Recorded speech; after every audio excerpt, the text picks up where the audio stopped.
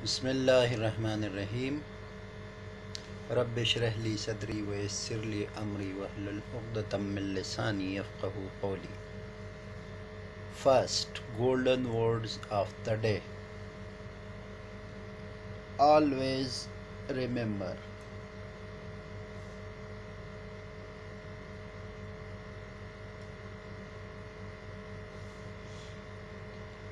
Time once past can never be recalled। यानी जब एक दफ़ा वक्त हाथ से निकल जाए वो वापस नहीं आता। तो जो मैंने बात की वो आप समझ गए होंगे। Now we come to the topic and our topic is branches of chemistry.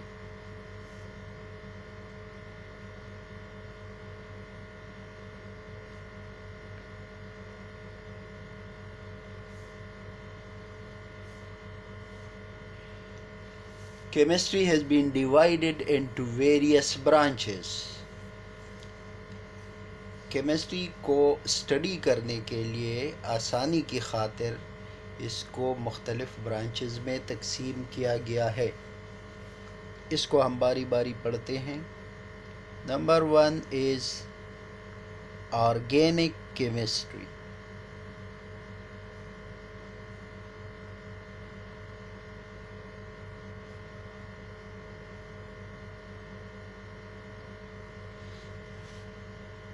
The branch of chemistry, पहले इसको डिफाइन करते हैं।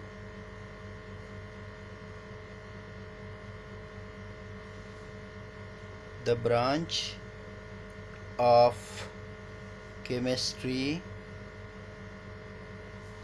which deals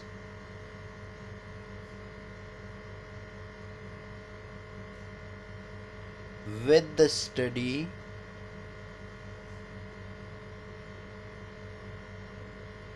of organic compounds।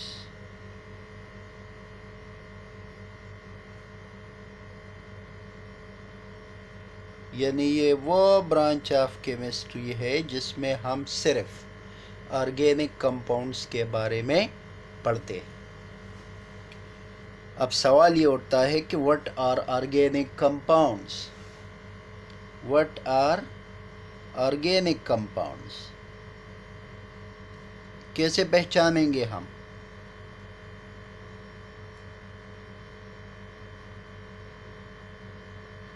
तो इसका मॉडर्न डेफिनीशन ये है कि हाइड्रोकार्बन्स, जितने हाइड्रोकार्बन्स हैं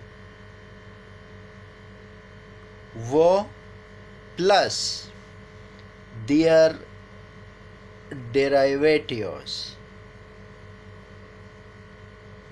सारे हाइड्रोकार्बन्स ऑर्गेनिक कंपाउंड्स कहलाए जाते हैं और इनके डेरिवेटिव्स भी ऑर्गेनिक कंपाउंड्स कहलाए जाते हैं।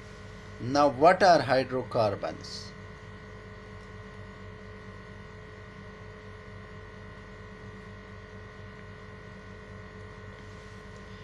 Compounds of carbon and hydrogen only। Compounds of carbon and hydrogen only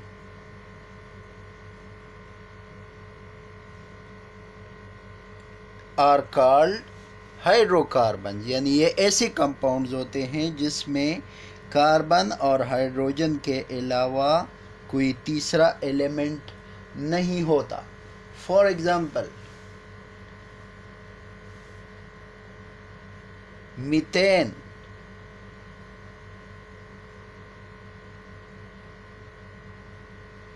इसका फार्मूला क्या है? CH4 4 ethane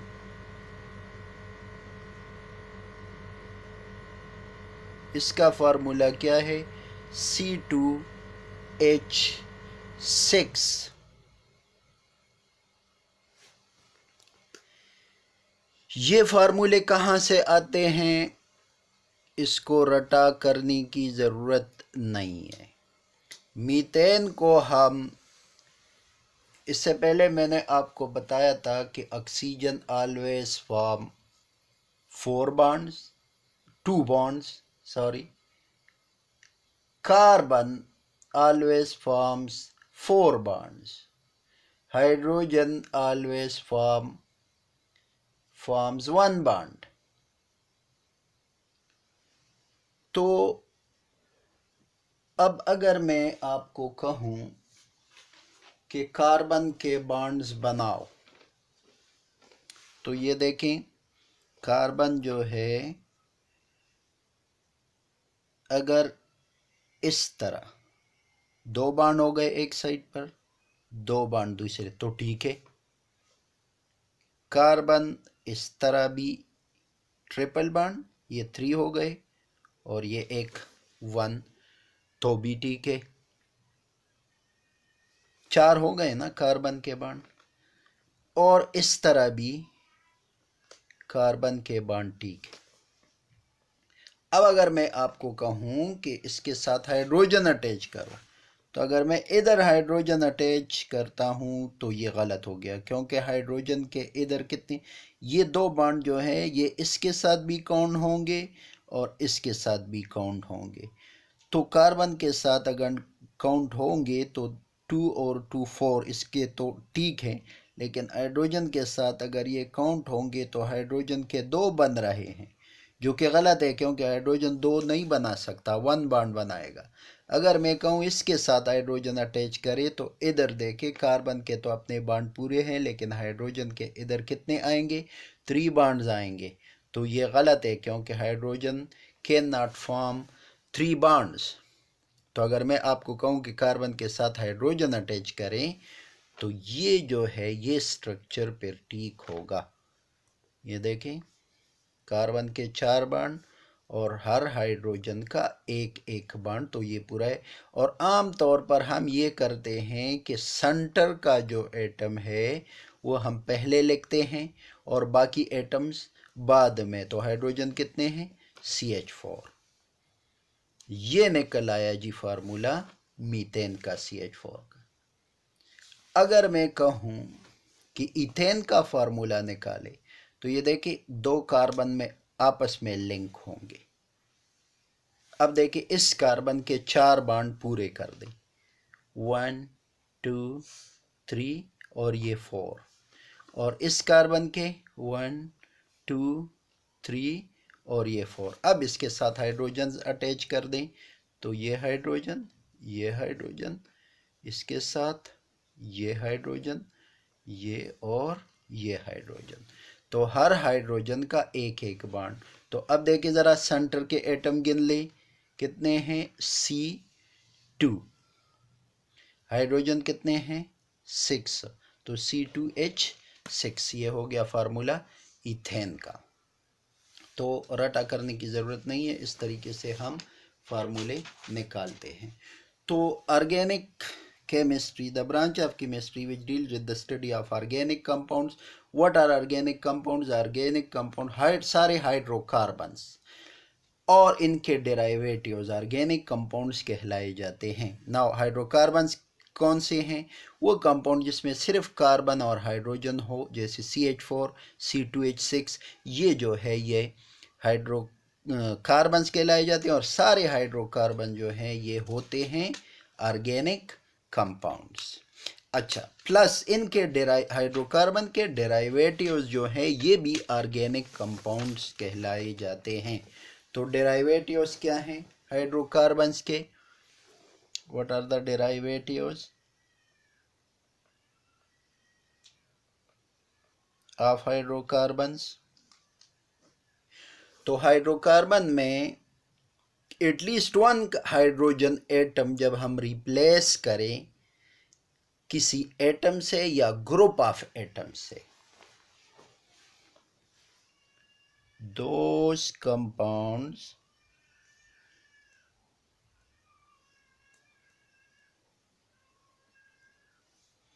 which are obtained by replacing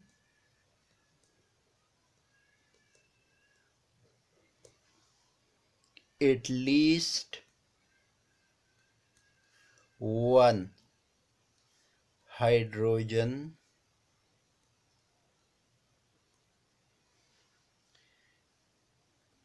in the hydrocarbon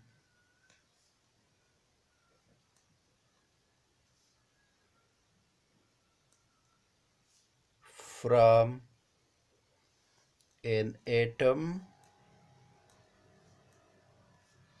or group of atoms.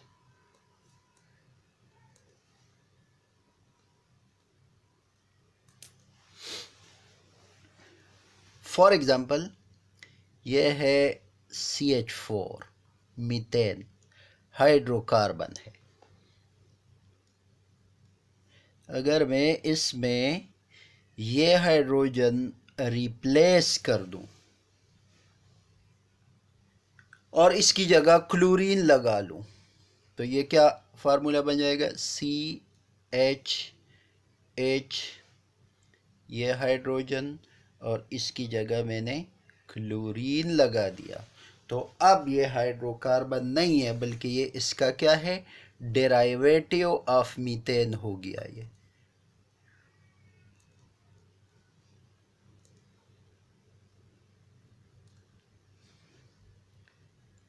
अब इसको मैं मीथेन नहीं कहूँगा, बल्कि क्लोरीन की वजह से मैं इसको कहूँगा क्लोरोमीथेन।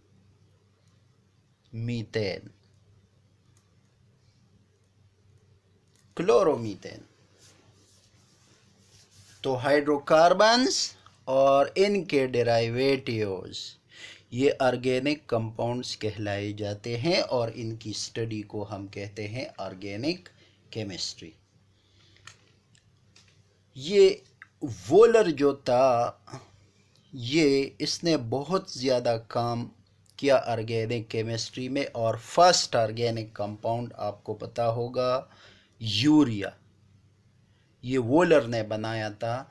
इसलिए वोलर जो है, इसको आम तौर पर फादर ऑफ ऑर्गेनिक केमिस्ट्री कहा जाता है।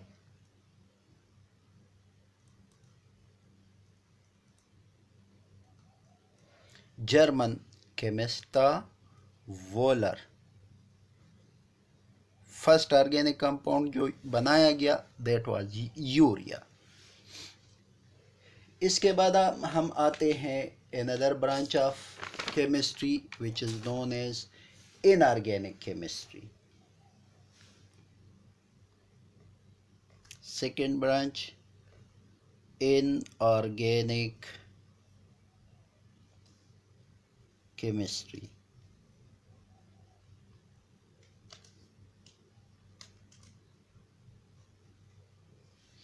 तो the branch of chemistry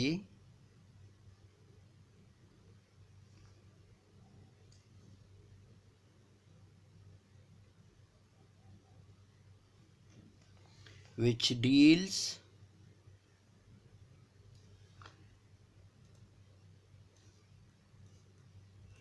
with the study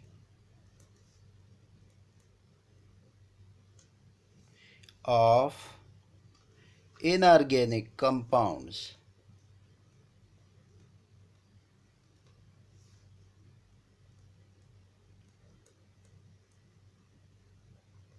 is called inorganic chemistry. Now what are inorganic compounds? कौन से होंगे?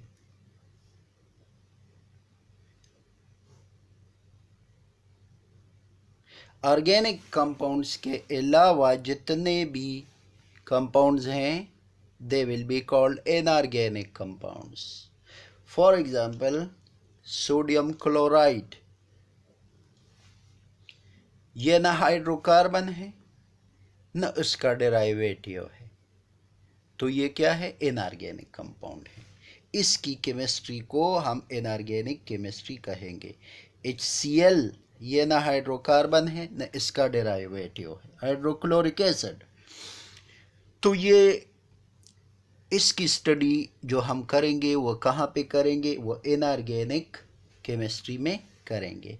सोडियम कार्बोनेट Na2CO3, ये फार्मूले रटा करने की ज़रूरत नहीं होगी जब मैं इंशाल्लाह आपको तरीका समझाऊंगा। सोडियम कार्बोनेट न ये हाइड्रोकार्बन है न इसका डेराइवेटिव है, लिहाजा ये इनऑर्गेनिक कंपाउंड है। तो ये हम कहाँ पे स्टडी करेंगे, ये हम इनऑर्गेनिक केमिस्ट्री के ब्रांच में हम स्टडी करेंगे। जो वर्नर एक साइंटिस्ट था जिसने बहुत ज़्यादा काम किया इनऑर्गेनिक केमिस्ट्री पर, and that is why he is known as father of inorganic chemistry।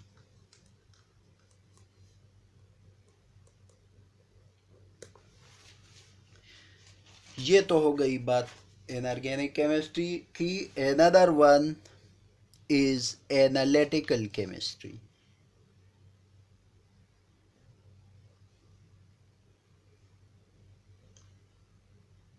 Analytical chemistry,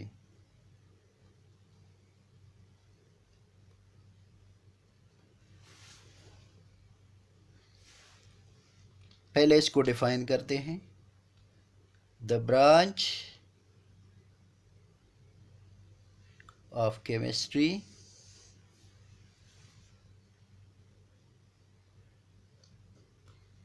which deals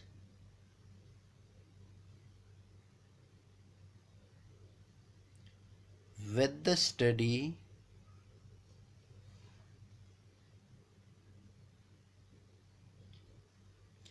of separation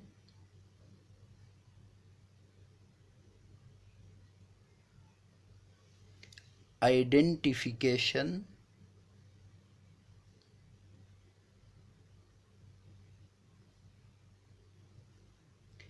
and quantification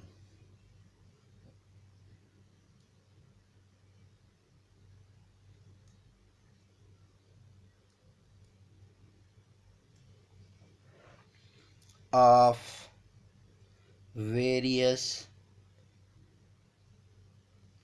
components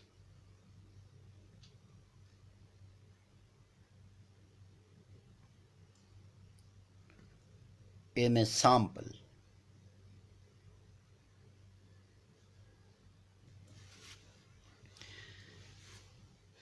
नाम से जाहिर है एनालिटिकल केमिस्ट्री में हम एनालिसिस करते हैं। हमें अगर कोई सैंपल दिया जाए और हमें कहा जाए कि इसका एनालिसिस करें कि इसमें क्या क्या चीज़ मौजूद है और किस क्वांटिटी में मौजूद है, तो पहले हम क्या करते हैं, सेपरेशन करते हैं। सेपरेशन का मतलब है कि मुख्तलिफ़ कंपोनेंट्स को अलग करते हैं, फिर इसकी आइडेंटिफिकेशन करते हैं, उनको जानते हैं कि ये कौन सा कंपोनेंट है, और फिर इसकी क्वांटिफिकेशन करते हैं, हर एक कंपोनेंट की क्वांटिटी मालूम करते हैं। तो ये सारे प्रोसेसेस जो हैं ये मिलकर बनाते हैं किस टर्म को, एनालिसिस को, जिसको हम कहते हैं एनालिसिस। तो देखिए, सेपरेशन और आइडेंटिफिकेशन, पहले किसी कंपोनेंट को सेपरेट करो और फिर इसको आइडेंटिफाई कर लो कि ये कौन सा कंपोनेंट है। तो this type of analysis is called qualitative analysis. This type of analysis is called qualitative analysis. Qualitative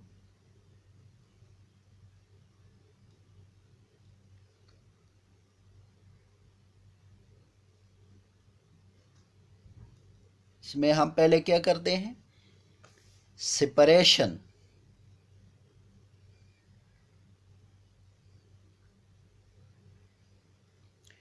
plus identification.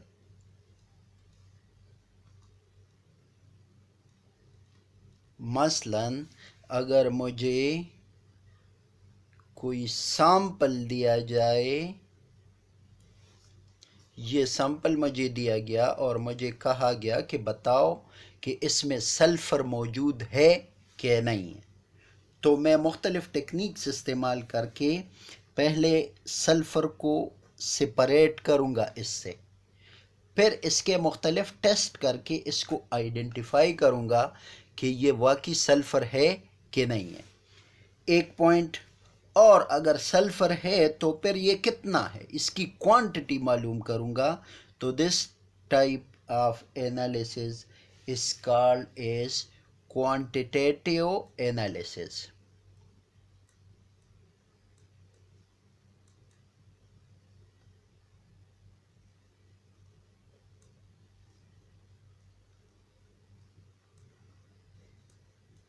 Quantitative analysis में हम क्या करते हैं, क्वांटिफिकेशन,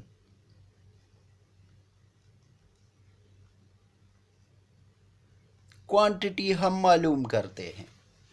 तो दो तरह के एनालिसिस हो गए, क्वालिटेटिव एनालिसिस, इसमें हम देखेंगे कि ये सैंपल जो हमें दिया गया है इसमें सल्फ़र है कि नहीं है। तो किस तरह करेंगे, पहले इसको सेपरेट करेंगे फिर आइडेंटिफाई करेंगे। दूसरा, जब हमें पता चल जाए कि ये सल्फ़र मौजूद है तो फिर हम ये मालूम करेंगे कि ये कितना सल्फ़र है। इसको कहते हैं क्वांटिटेटिव एनालिसिस, और क्वांटिफिकेशन के ज़रिए हम ये मालूम करेंगे कि इसमें कितना सल्फ़र है। तो ये सारा कुछ जो है हम एनालिटिकल केमिस्ट्री में ये पढ़ते हैं। उसके बाद हम आते हैं ये physical, what is physical chemistry.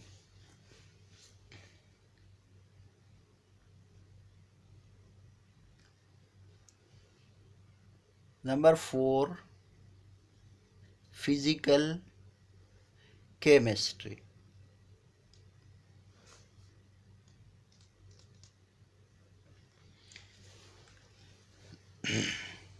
एक बात और जहन में रखे, ये जो हमने पढ़ा एनालिटिकल केमिस्ट्री की बात हमने की, तो एक साइंटिस्ट था जिसने इस पर बहुत काम किया एनालिटिकल केमिस्ट्री में, जिसका नाम था कोल ताफ।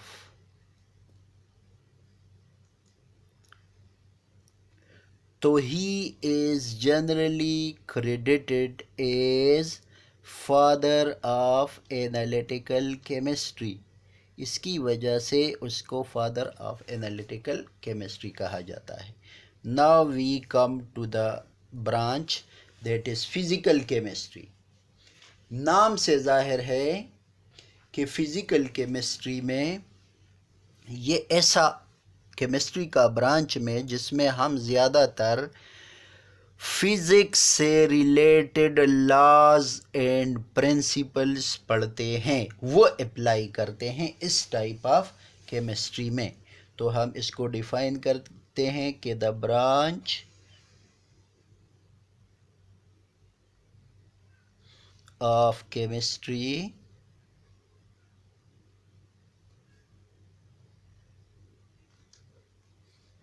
which deals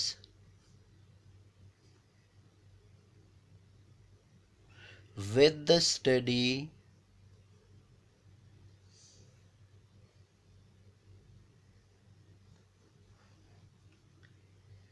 of the theories,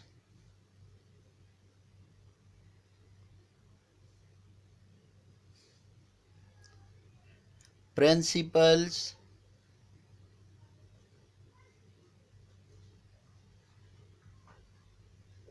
and laws from physics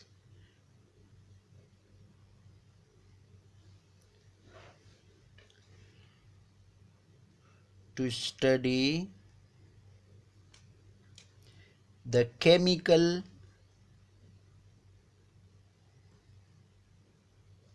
systems. For example Boyle law, Charles law वग़ैरह, ये लाज और प्रिंसिपल जो हैं ये हम फिज़िक्स से लेकर इसमें इस ब्रांच ऑफ केमिस्ट्री में हम पढ़ते हैं और इससे हम केमिस्ट्री की मालूमात हासिल करते हैं. That is why it is called physical chemistry. Ostwald एक साइंटिस्ट था. ओस्टवाल्ड, आपने शायद नाम सुना हो. ये जो है इसने फ़िज़िकल केमिस्ट्री में बहुत काम किया and that is why he is known as father of physical chemistry. उसके बाद हम आते हैं फिफ्थ ब्रांच की तरफ and that is industrial chemistry. Fifth branch of chemistry which is known as industrial chemistry.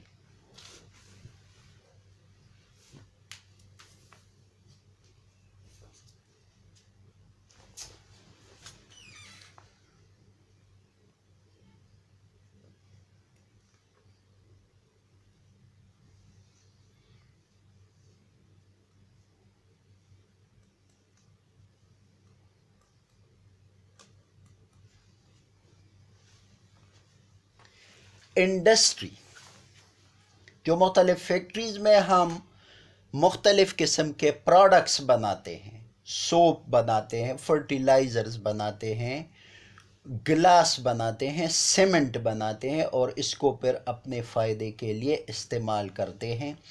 तो वो टेक्निक्स, वो केमिकल प्रोसीजर्स जो हम मुख्तलिफ़ इंडस्ट्रीज़ में इस्तेमाल करते हैं to make useful products. So this type of chemistry is called as industrial chemistry. So the branch of chemistry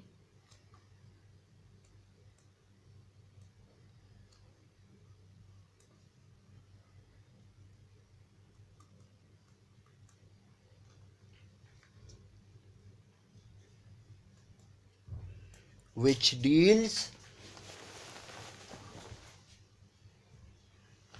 with the study of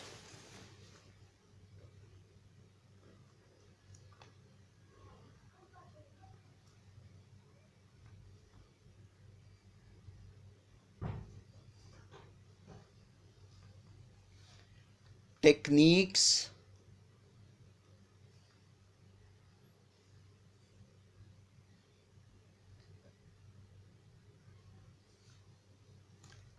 and chemical processes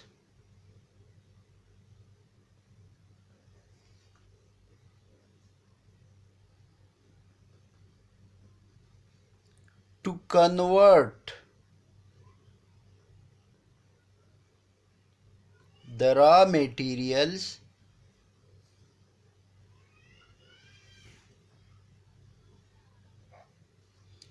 into useful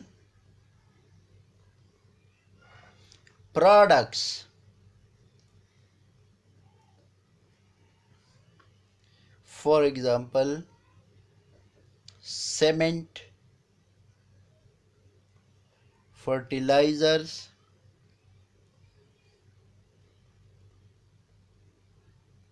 glass, etc.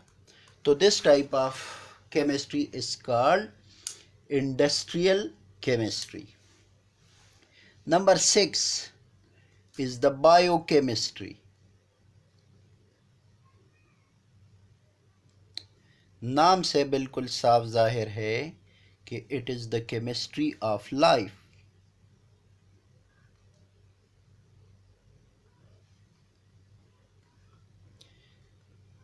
Living things की body के अंदर, जैसे plants हो गए, human beings हो गए, animals हो गए, उनकी बॉडी के अंदर जितने केमिकल रिएक्शंस होते हैं उनमें मुख्तलिफ़ किस्म के कंपाउंड्स बनते हैं. उनका कंपोजिशन होता है जिससे हमें एनर्जी मिलती है, ये सारा कुछ जो है हम बायोकेमिस्ट्री में पढ़ते हैं। जो लिविंग बॉडी में जो रिएक्शन होता है उसको हम कहते हैं क्या चीज़, जो बायोकेमिकल रिएक्शन। और जो चीज़ बनती है, जो हम लेबॉर्ट्री में तैयार करते हैं, उसको हम कहते हैं प्रिपरेशन। लिविंग बॉडी के अंदर जो चीज़ बनती है उसको हम कहते हैं सिंथेसिस। बाहर जो हम कैटलिस्ट इस्तेमाल करते हैं, जो जो रिएक्शन को तेज करता है, उसको हम कहते हैं कैटलिस्ट। और लिविंग बॉडी में जो कैटलिस्ट इस्तेमाल होता है उसको हम कहते हैं एंजाइम। तो the branch of chemistry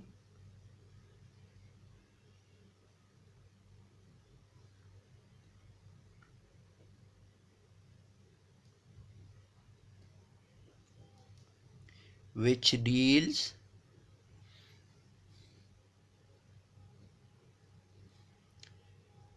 with the study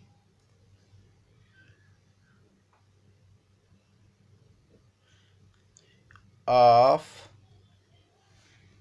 the branch of chemistry which deals with the study of synthesis,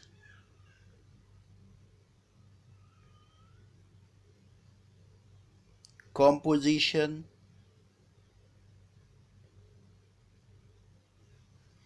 and decomposition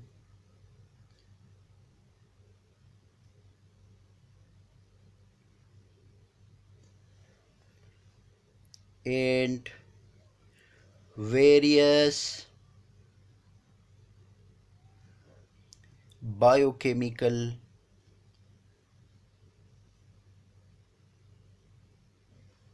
reactions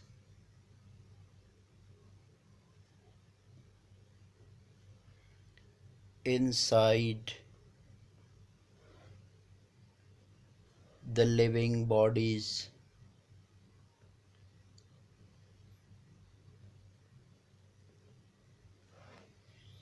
is called biochemistry.